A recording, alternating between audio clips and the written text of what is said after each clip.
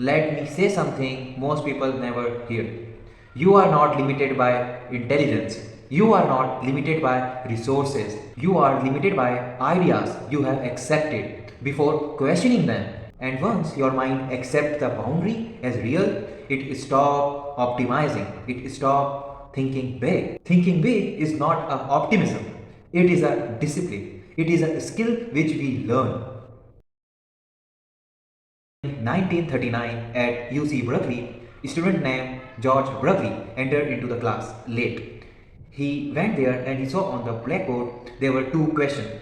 He thought that it is a homework. He noted down and he tried to solve those questions.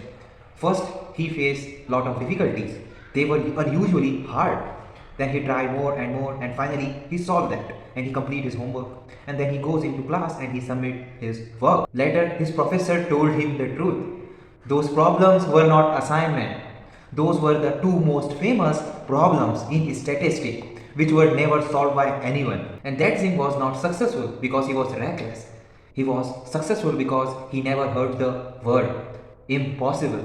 If by chance he had arrived on the time, he could have heard that term of impossible. Here is an uncomfortable insight. You are not thinking small because you are weak. You are thinking small because you have too much information. Sometimes ignorance isn't stupidity. It is sometimes a strategic move. But removing limits create another problem.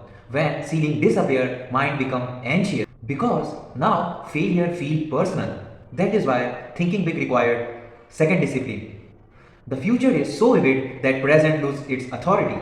And Arnold Schwarzenegger understood this. When he entered in a gym, when he lifted heavy weights, he smiled.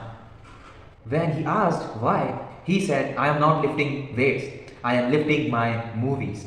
And guys, this is a plan. Small thinkers experience effort as a suffering, but big thinkers experience effort as alignment. This is not motivation, this is cognitive control. Now comes the most difficult part. How would you execute so enormous goal without being feared by it? Stoicism offered the perfect answer. The archer. The archer selected its bow carefully. He practiced form relentlessly and he aimed with attention, full attention. But once the arrow leaves the string, he let go. He doesn't negotiate with winds. He doesn't beg for the outcome. He just believed in the process. He just focused on the process. He tried to control the controllables. This is not advice. This is just a filter. The A player audit. First, information diet. Stop listening to the people who talk about realism, who talk about impossible things. Don't listen to the statistics of failure. Second, the scale test. If your goal feel like reasonable, it is insufficient. It should feel like absurd to everyone. Just accept yourself. And third, process obsession. Become obsessed about the process. First, write down your goal and keep it away. Then focus on the process. Make daily routine, make timetable and divide your time to achieve the goal. Care deeply about the aim. Be indifferent towards outcome. And as I said, thinking big is not a fantasy, it is a discipline, it is a process, it is a discipline of disobeying inherent limits.